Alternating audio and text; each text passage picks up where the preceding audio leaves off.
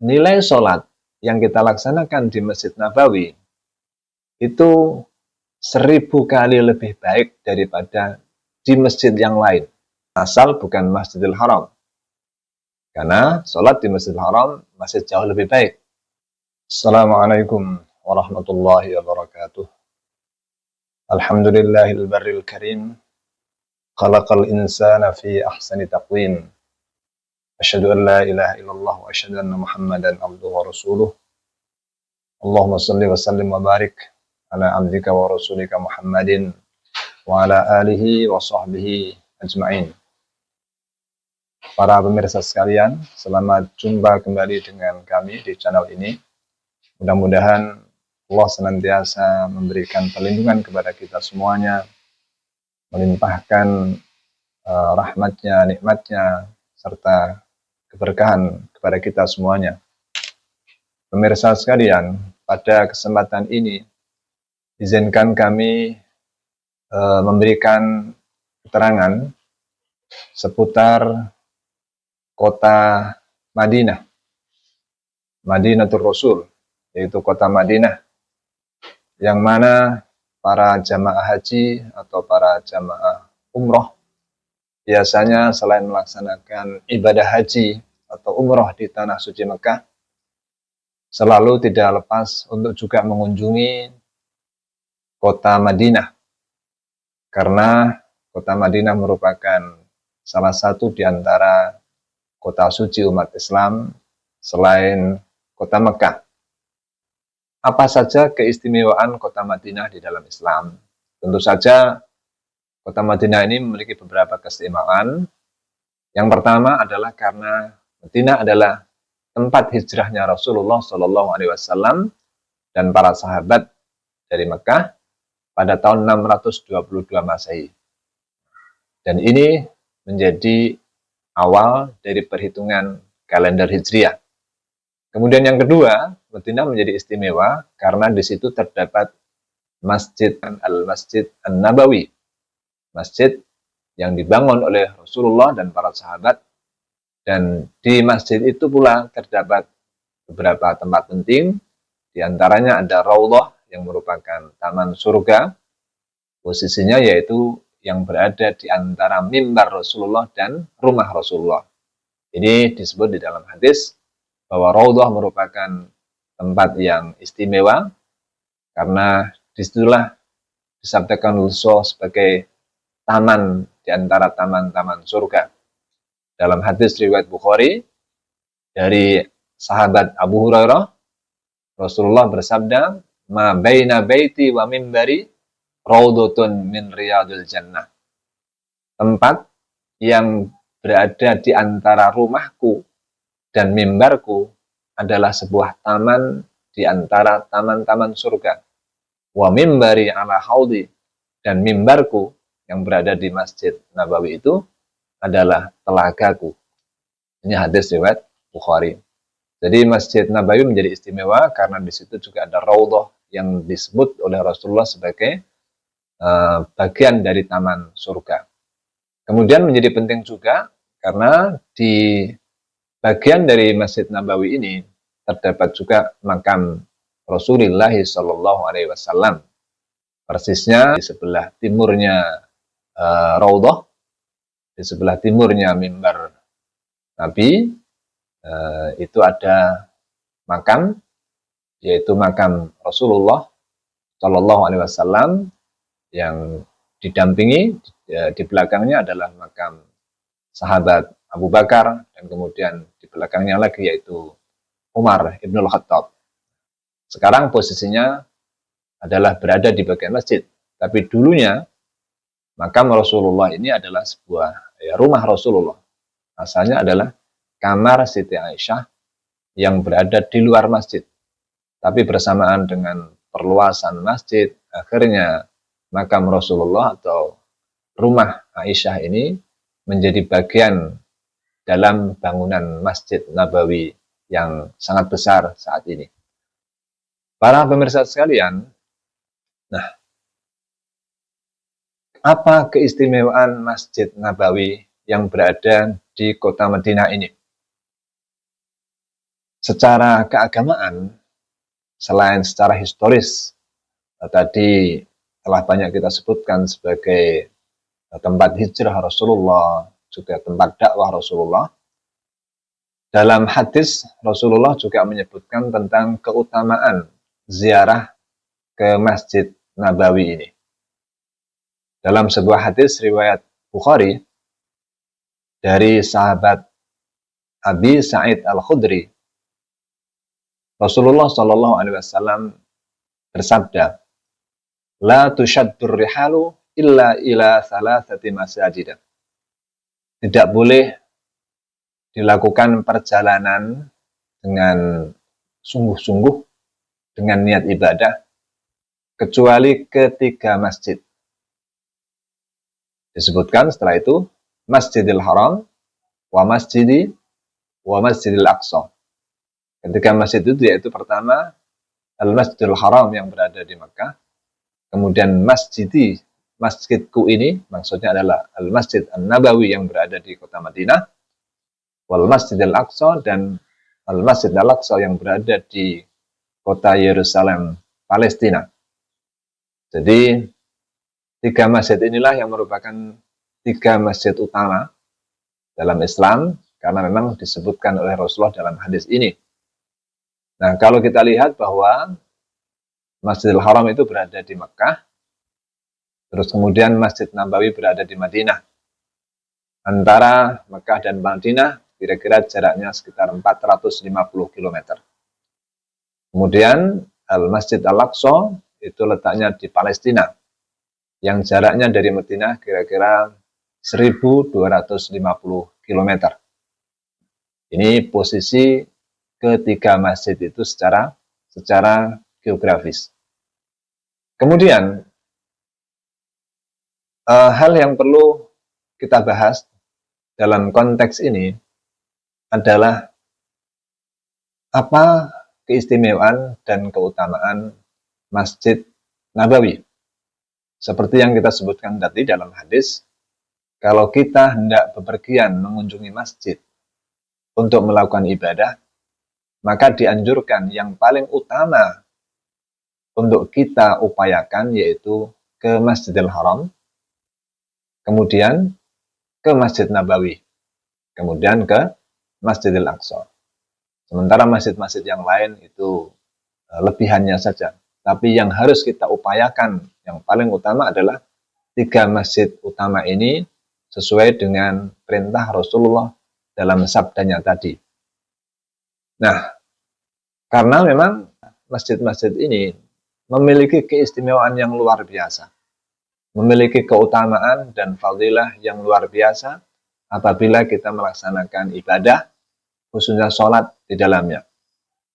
Misalnya digambarkan oleh hadis yang lain, dan ini hadis sahih, riwayat Bukhari dan Muslim, bahwa nilai sholat yang kita laksanakan di Masjid Nabawi itu 1000 kali lebih baik daripada di masjid yang lain, di masjid yang biasa. Asal bukan Masjidil Haram. Karena sholat di Masjidil Haram masih jauh lebih baik. Tapi jika dibandingkan sholat di Masjid Nabawi dengan di masjid-masjid yang lainnya, maka keutamaan sholat di Masjid Nabawi adalah 1000 atau sepadan dengan 1000 sholat di masjid yang lain, yang bukan Masjidil Haram. Nah, sedangkan sholat di Al-Masjid Al-Haram ini jauh lebih utama. Karena sholat di Masjidil Haram itu lebih utama 100 kali lipat dari sholat di Masjid Nabawi. Dalam hadis disebutkan, An Abi Hurairah radhiyallahu anhu, qala Nabi sallallahu alaihi wasallam. Dari sahabat Abu Hurairah radhiyallahu an, Nabi Muhammad sallallahu alaihi wasallam bersabda, "Salatun fi masjidi hada khairun min alfi salatin fi ma siwahu illal Masjidil Haram." Yang artinya bahwa salat di masjidku ini, maksudnya di Masjid Nabawi di Madinah, itu lebih baik daripada 1000 salat di masjid-masjid selainnya, selain Masjid Al-Haram. Wa sholatun fil Masjidil Haram afdalu min mi'ati sholatin fi masjid hada. Dan sholat di Masjid Al-Haram di Mekah itu lebih baik, lebih utama daripada 100 sholat di masjidku ini. Dengan demikian, sholat yang kita laksanakan di Al-Masjidil Haram memiliki keunggulan 100 kali lipat dari sholat di Masjid Nabawi. Sedangkan sholat di Masjid Nabawi memiliki keunggulan 1000 kali sholat di masjid-masjid yang lainnya. Dengan kata lain, kalau kita sholat di Masjid Nabawi itu sama dengan 1000 kali lipat dibanding sholat di masjid biasa, maka sholat di Masjidil Haram itu lebih utama dari 100 kali sholat di Masjid Nabawi atau setara dengan 100.000 kali sholat di masjid biasa. Nah, ini tentang keutamaan sholat di Masjid Nabawi dan juga sholat di Al-Masjid Al-Haram. Kemudian, para pemirsa sekalian, di kalangan jamaah haji atau jamaah umroh atau orang-orang Indonesia, kita sering mendengar kata-kata sholat arba'in. Apa maksudnya sholat arba'in? Dan apa dasarnya? Terus bagaimana status hukumnya?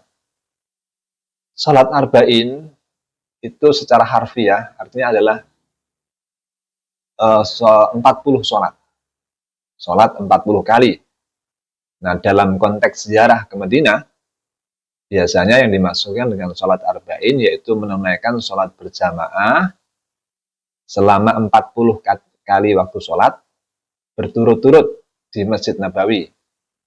Dengan demikian, kalau satu hari satu malam itu 5 kali sholat fardu, berarti untuk mencapai 40 kali sholat, itu berarti butuh 8 hari. Sehingga dalam pengertian masyarakat biasanya memperoleh sholat arba'in itu jika sempat tinggal di Madinah selama paling tidak 8 hari dan melakukan sholat berjamaah di Masjid Nabawi secara terus-menerus selama 8 hari tersebut. Nah, banyak di antara jamaah haji atau umroh yang menjadikannya sebagai semacam amalan utama ketika mereka mengunjungi Madinah dan terkadang dianggap sebagai keutamaan khusus.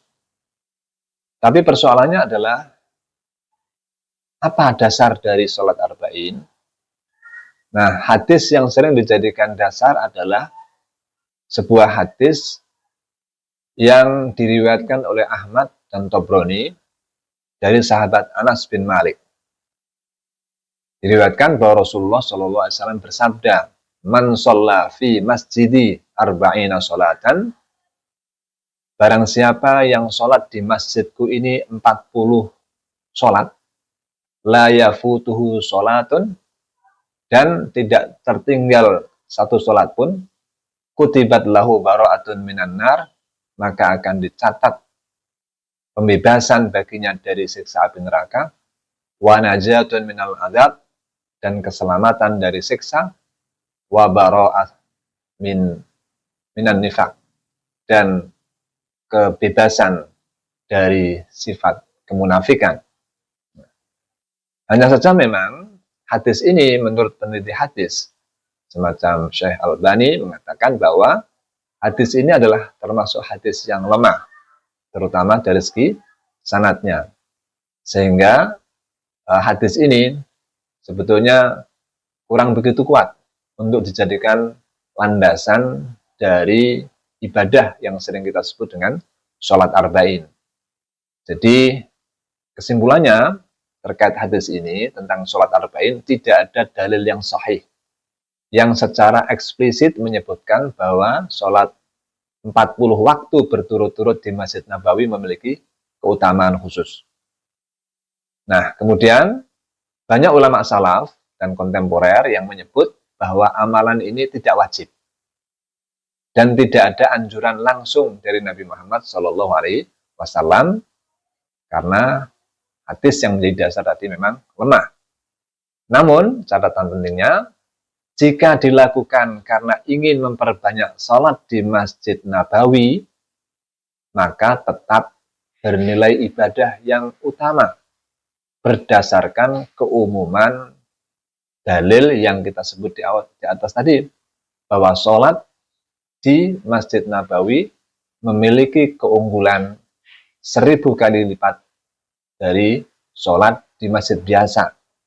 Jadi berdasarkan keumuman dalil hadis ini, maka sholat di Masjid Nabawi tetap utama. Tetapi yang terkait dengan istilah sholat arba'in, ini dalilnya lemah. Sehingga ya tidak mungkin tidak perlu kita sebut sebagai sholat arba'in. Hanya saja memang ada satu hadis yang agak mirip. Miripnya yaitu karena hadis ini diriwayatkan dari sahabat Anas bin Malik, tetapi rawinya berbeda. Rawinya adalah Tirmidzi. Hadis ini dinilai oleh Syekh Albani sebagai hadis yang hasan. Artinya hadis yang baik dan bisa kita jadikan landasan untuk amalan ibadah.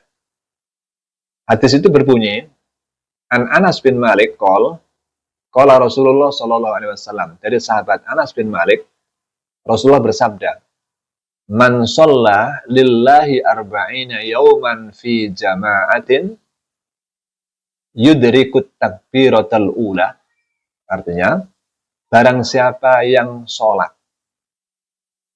arba'ina yawman fi jama'ah, selama 40 hari, bukan 40 sholat, tapi 40 hari dalam sholat jamaah dengan niat lillah, karena Allah, dan saat jamaah itu dia yudrikut takbiratal ula, jadi mengikuti sholat itu secara berjamaah sejak takbir pertama, artinya sejak awal jamaah, tidak masbuk, maka kutiba lahu bara'atani, maka akan dicatat untuknya 2 pembebasan. Pertama, bara'atun minan nar, pembebasan dari neraka, dan yang kedua, bara'atun minan nifaq, pembebasan dari kemunafikan. Rawahu Tirmidzi. Dan Syekh Al-Albani mengatakan bahwa hadis ini hasan. Nah, hadis ini bisa dijadikan dasar karena memang hadisnya hasan, tidak dhaif. Hanya saja catatannya di sini, yang disebutkan di sini adalah arba'ina yauman, sholat berjamaah sejak awal jamaah, sejak takbiratul ihram, selama 40 hari. Bukan seperti sholat arba'in yang 40 sholat. Dan perbedaan yang kedua, dalam hadis ini tidak disebutkan Masjid Nabawi. Artinya, sholat berjamaah 40 hari itu di masjid manapun. Karena di sini tidak disebut secara khusus kata-kata masjidi atau al-masjid an-nabawi. Sehingga di sini menggambarkan siapa yang secara rutin melaksanakan sholat jamaah sejak takbiratul ihram, dan itu 40 hari berturut-turut, maka akan dicatat untuknya pembebasan 2, yaitu pembebasan dari neraka dan pembebasan dari kemunafikan. Ini hanya gambaran dari sebuah anjuran tentang konsistensi keistiqomahan kita di dalam menjalankan sholat berjamaah sejak takbiratul ihram. Tidak masbuk ya. Jadi ini menunjukkan keutamaan ibadah sholat jamaah yang konsisten dilaksanakan, sehingga digambarkan ketika itu bisa kita laksanakan selama 40 hari secara berturut-turut, maka kita akan mendapatkan 2 pembebasan, yaitu pembebasan dari neraka dan pembebasan dari kemunafikan. Para pemirsa sekalian, demikian penjelasan yang bisa kami sampaikan seputar keutamaan kota Madinah, juga keutamaan ziarah ke Masjid Nabawi, dan juga amal-amal ibadah yang mungkin bisa kita lakukan di Masjid Nabawi. Aqulu qouli hadza wa astaghfirullah li wa lakum wa lafu minkum. Wassalamualaikum warahmatullahi wabarakatuh.